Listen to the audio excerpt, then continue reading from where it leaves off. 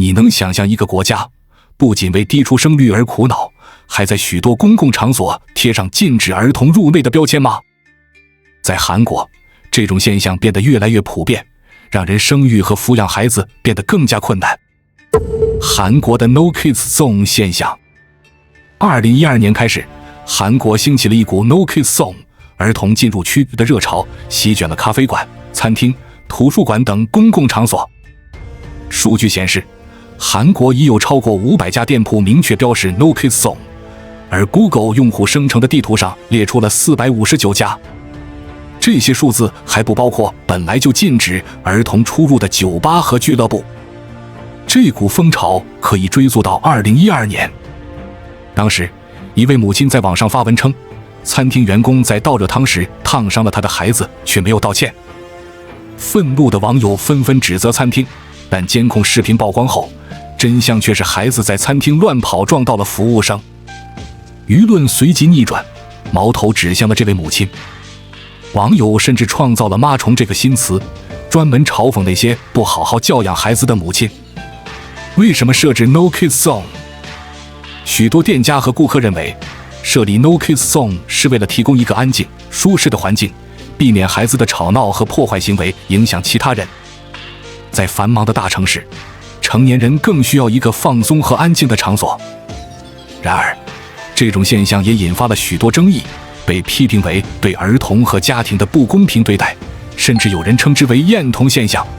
生育率低迷与厌童现象。韩国是世界上出生率最低的国家之一，同时也是高龄化最快的国家。这使韩国民众担心未来将面临劳动力不足、高龄族群无照顾、退休金和医疗资源不足的问题。Asian News 报道指出，韩国的当务之急是提升生育率，而设置儿童进入区显然不是明智的选择，因为这会使父母带小孩外出更加不便，降低年轻人育儿的意愿。主张废除 No Kids Zone 的韩国议员龙辉仁表示，他在2021年生完儿子后患有产后抑郁症，孩子出生后的100天内，他都待在家里不愿出门。后来他终于感到好一些，想带孩子出去散步，却发现许多地方不欢迎小孩，感受到深深的不便及歧视。他说自己生了孩子才知道，原来许多新手妈妈都有这样的感受。为什么多数人支持 No Kids Zone？ 纽约时报报道指出，大多数韩国人支持儿童进入区。位于首尔的民意调查公司韩泰研究在2022年的一项调查显示，73%的受访者支持设立儿童进入区，只有18%的人反对，另有9%的受访者不确定。No Kids Zone 已经成为一种常见的景象，特别是在咖啡馆和餐厅，未来几年也越来越受欢迎。支持这一政策的不仅仅是没有孩子的成年人，许多家长也表示赞成，认为民众有权享受一个安静舒适的区域。排斥其他群体的进入区。不仅是 No Kids Zone， 韩国社会还对其他族群实施禁令，例如济州岛的一些露营区或饭店设有无青少年区及无老年人区，还有一些地方设有无大叔区。首尔有一家餐厅禁止49岁以上的男性进入，理由是这个年龄段的男性可能会骚扰女员工。甚至还有一家咖啡馆在2018年设立了无说唱歌手区、无 YouTuber 区以及无教授区。研究韩国文化的荷兰莱顿大学讲师蒂兰表示，这些现象反映了韩国强烈的亲商情绪。他说，韩国社会普遍认为企业主有权决定接受哪些顾客，因此即便这些禁令看起来很奇怪，在韩国人眼中都是很正常的。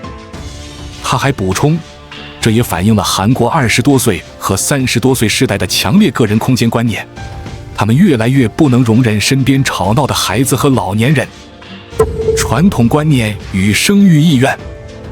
传统观念认为，每个人都应该各安其位，对母亲来说，就是好好在家带孩子，而不是带着孩子出门参与公共生活。这无疑加剧了这种偏狭的观念，也成为年轻女性不愿意生孩子的原因之一。蒂兰认为，如果韩国想要解决人口问题，就需要重新审视这种风气。男女对立与生育罢工。2022年的一项调查显示，不愿生孩子的女性多于男性，65%对48%。他们干脆拒绝结婚来强化这一立场。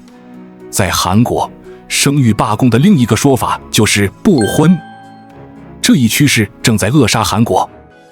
该国连续3年录得全球最低生育率，育龄妇女平均生育不到1个孩子。韩国在2020年到达死亡交叉点，即死亡人数超过出生人数，比预期提前了近10年。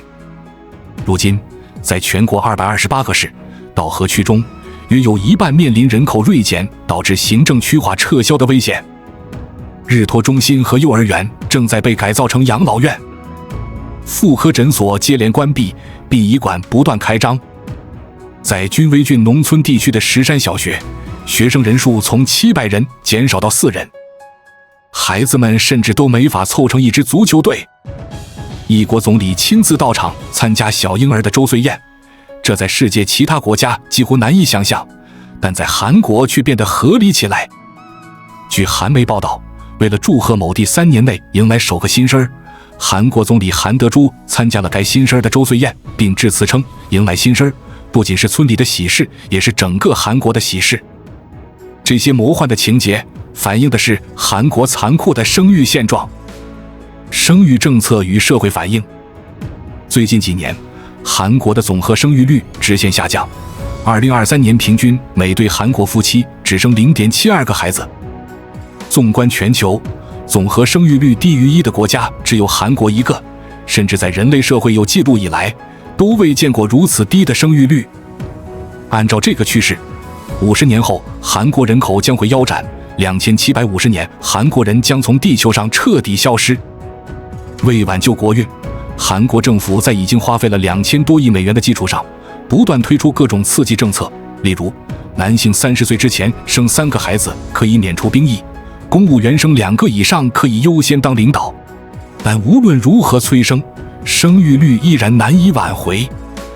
据韩国中央日报报道，今年开学季，韩国有157所学校新生人数为0，宠物婴儿车的销售火爆程度超过一般婴儿车，结婚礼堂变养老院等现象比比皆是。韩国的天空之城 Sky 大学。在这样的社会背景下，韩国的上层阶级聚集在天空之城，一个象征着权力和财富的地方。这座天空之城里的人掌控着韩国的政治和经济命脉，他们是社会的顶端。要进入这座城，只有3条通道：首尔大学 Seoul National University、高丽大学 Korea University 和延世大学 Yonsei University。他们的首字母共同组成了 Sky。政商界的 Sky 校友。根据维基百科数据，任期从2012年开始的韩国第19届国会的300名议员中，90%都是 Sky 的校友，其中132名来自首尔大学，占比达44%。不仅在政界，商界也是如此。韩国企业经营评价机构 Salesforce 的调查显示，韩国500大企业的624名 CEO 中有 50.5%，296人毕业于 Sky 大学。Sky 校友的强大人脉。由于韩国前后辈互相帮助的文化以及相对的阶层固化， Sky 出身的校友有更高层次的人脉，因此逐渐形成了一个强大的群体。大公司垄断了韩国的经济，前10大企业的销售额占到韩国整体 GDP 的 44.2%， 而这个数字在日本是 24.6%， 美国是 11.8%， 中国则更低。三星的全面垄断。三星作为韩国最大的财阀，其触角几乎伸向了所有行业。一个首尔居民可能出生在三星医院，住在由三星工程建设公司建造的公寓，使用三星重工建造的远洋货轮进口的婴儿床。他可能穿着三星纺织品子公司的衣服，用三星手机和笔记本电脑，每天看三星旗下的中央日报，生病时服用三星生物生产的药品。甚至当亲友来首尔玩时，他们住的是新罗酒店，在新罗免税店购物，这些都是三星旗下的企业。韩国的勺子阶级论。在西方有句谚语 Born with a silver spoon in one's mouth， 意指出升级富贵。而在韩国，年轻人则热议2030 20至39岁人群勺子阶级论。根据家庭背景，年轻人被比作含着不同材质的勺子出生，有金勺、银勺、铜勺和土勺。家庭出身好的年轻人有机会接受高质量的教育，未来就业也更为乐观，而家庭环境艰苦的年轻人需要贷款接受高等教育，就业也不易，很容易陷入大量负债之中。代际相传的勺子阶级。韩国社会存在父母的最终学历和经济条件会代际相传给子女的趋势。由于学费昂贵，父母为大学学历的家庭的子女就读大学的比例更高，表现出了高学历世袭的趋势。职业领域也表现出了类似趋势。父母与子女均属于管理专业职位的比例从工业化时代的 17.4% 上升到了信息化时代的 37.1%。这种学历和职业的代际相传，导致社会阶层出现固化。韩国保健社会研究院将社会分为5大阶层：下、中下、中间、中上、上。父母与子女均处于中上阶层的比例，在工业化时代为 26.3%， 民主化时代为 39.7%， 信息化时代保持不变，同样为 39.7%。连续2代处于下层群体的比例，从工业化时代到民主化时代、信息化时代逐渐上升。随着时间流逝，贫困代际相传现象日益严重。教育与勺子阶级。韩国人对代际流动可能性的认识，源于相信教育可以让子女获得比自己这一代更好的社会地位。这使得韩国的教育热在不同阶层间没有什么大的差异，只不过形成了因经济实力上的差异而无法在现实中满足教育需求的人群。不管哪个阶层的父母都会倾尽全力地去保证子女受到良好教育。专业家庭主妇去做兼职，甚至许多贪污腐败的主要动机都是为了让子女能够获得更好的教育。韩国社会上的入学考试热、课外教育热也是这方面的例证。韩国民众广泛认同公办教育根本无法满足子女受教育的需求，这使得课外教育尤为重要。在校学生成绩排名后 20% 的家庭月平均课外教育费用支出是 13.9 万韩元，而学生成绩排名属于前 10% 的家庭月平均课外教育支出费用是 31.9 万韩元。应对勺子阶级。为了保障弱势家庭阶层获取教育的权利，韩国中央政府和地方部门进行了各种教育扶持工作，但效果微乎其微。为降低课外教育费用，许多教育学者和相关部门绞尽脑汁制定出很多政策，历代政府都曾尝试解决课外教育问题，然而至今这一现象仍未得到很好的解决。课外教育在子女受教育过程中仍占据很大的比重。事实上，韩国政府在应对勺子阶级这一敏感问题时，也实行了很多措施。结束贫困的代际传递是历代政府的大课题，在对弱势阶层的政策中，关于下一代教育的部分一直占很大的比重。社会政策的核心是赋予贫困层、多文化家庭、脱北者家庭等弱势阶层的子女不亚于其他阶层的教育机会。韩国保健福利部在2007年1月引入希望启程项目，第2年转变为梦想启程项目，目的是阻止低收入阶层家庭的孩子在儿童早期发育期因贫困而在身体健康、精神、社交等方面产生问题，以及贫困代际传递问题。项目包括提高孩子们的精神素养，提供课外的保护、教育、饮食以及各种文化体验。遗产税与社会公平。应对勺子阶级时，韩国政府还采取了遗产税的方式。韩国实行分资产税制。分资产税制是以各继承人所继承的遗产及继承人与被继承人关系的亲属分别课以差别税率的遗产税制度。以3星为例，继承人最高可被课税 50%。遗产税作为富人税，该税种的推行在一定程度上避免了上一代人的财富差距在下一代人身上延续，有利于社会公平目标的实现。夏日消融，经济寒意蔓延。今年夏天，韩国大量年轻人涌入寺庙，全国150家寺庙人满为患。他们不为避暑，而是为了逃离红尘，在挂着人入门牌的禅房放下行李后，便日夜放空。山高月小，盛夏也有入骨之寒。山寺外，寒意正在蔓延。韩国白领正流行自带便当，因为午饭价格已涨到吃不起，感觉一半工资都花在饭钱上了。便利店的三明治和三角紫菜包中午一抢而空，办公室泡面成片，社交平台上韩国人称之为午餐通胀。饭后咖啡也成负担，高档咖啡厅门可罗雀，更多人选择回公司喝速溶咖啡。曾经普通的排骨汤变成别人请客才会吃，国民餐饮烤五花肉则是奢侈享受，连烤肉时免费供应的生菜都开始收费。客人在不断变少，但涨价却无法停歇，一切都同在冲出轨道的列车上。今年5月，韩国五花肉涨价 11.4%， 炸酱面涨价 12.5%。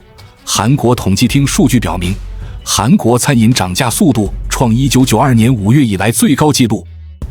涨价的不止餐饮，韩国水电煤气去年10月已涨 23.1%， 今年5月电费燃气费再涨，电风扇成最畅销电器，因为省电。外卖吃不起后，韩国冷冻蔬菜和酱料包热销，预制菜销量翻了4倍。大学生则流行从1日3餐改为1天2餐。梨花女子大学学生称，现在周末只能整天坐在咖啡馆里，什么也干不了，什么也花不起。网上，韩国年轻人发起不花钱挑战，抠门短视频流行，省钱 Vlog 随处可见。年轻一代购物追求神性比，就是神一样的性价比。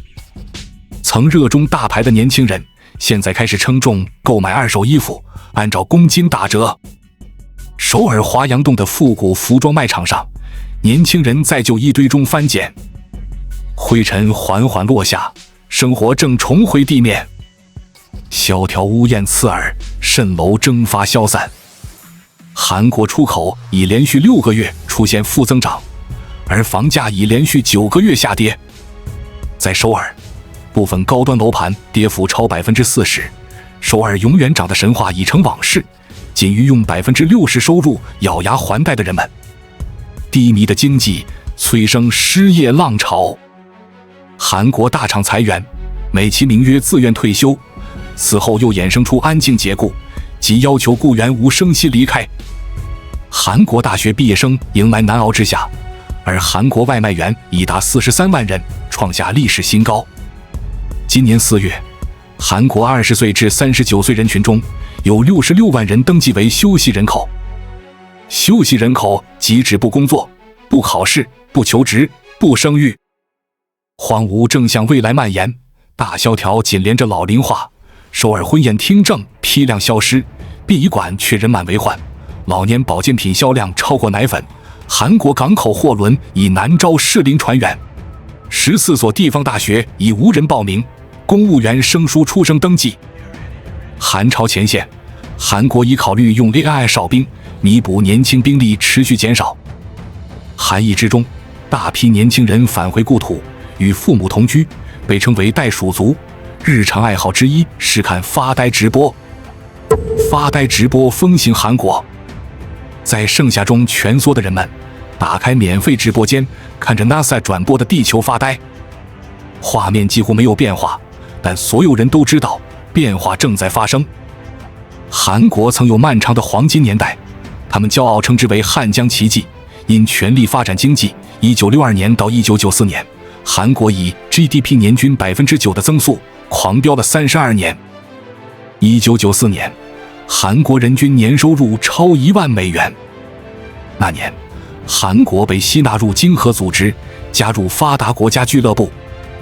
韩国报纸欢呼雀跃，称韩国已从亚洲之龙升级为世界之龙。当年，世界500强企业中，韩国占13席，超过意大利、瑞士和荷兰。三星跻身全球第5大集团，生意遍布69国。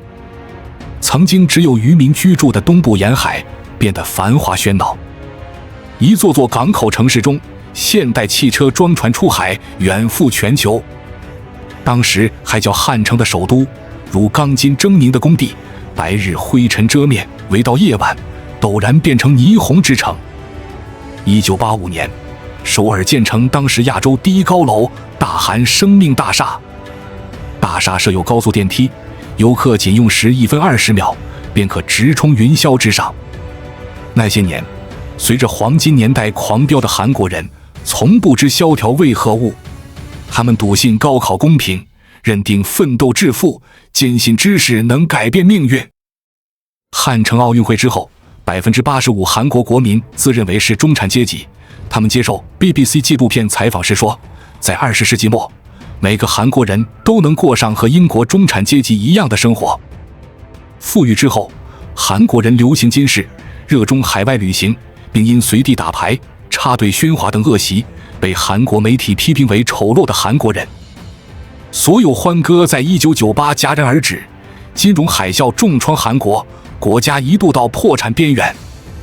海啸过后，一代人财富灰飞烟灭，更严重后果是韩国走向沙漏型社会，中产缩水，阶层固化，贫富差距越来越大。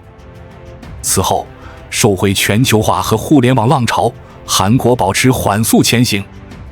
然而，韩裔酝酿在沙漏之中。沙漏一端，底层对未来愈发绝望，他们跃迁途径，只剩下纤细的考试通道。考大学和考公务员成为命运龙门。那些不愿考试的人，则选择赌博、炒房、炒股、炒空弃币，胜者寥寥，更多人成为沙漏里的尘埃。在这样一个高度竞争、压力巨大的社会环境下，韩国年轻人的生育意愿不断下降。社会对儿童、女性和家庭的歧视，使得生育问题更加复杂。要解决这些问题，韩国需要重新审视和调整现有的社会风气和政策，为年轻一代创造一个更加友好和包容的环境。只有这样，才能真正解决低生育率带来的社会危机。通过分析 No Kids Zone 现象、教育和就业压力、大公司垄断和社会内卷，我们可以看到，韩国的厌童现象和低生育率问题并不仅仅是政策问题，而是深层次的社会问题。只有通过全面的社会改革，才能真正改变韩国的未来。面对当下的困境，韩国需要一场社会和经济的重构，既要解决当下的迫切问题，也要为未来的可持续发展铺平道路。这不仅仅是为了当前一代的生存，更是为了未来多代人的繁荣与发展。大家觉得韩国是什么样的国家？你在韩国遇过什么奇葩事件呢？欢迎大家留言讨论。关注我，我是才知道，带你解锁更多金钱的真相。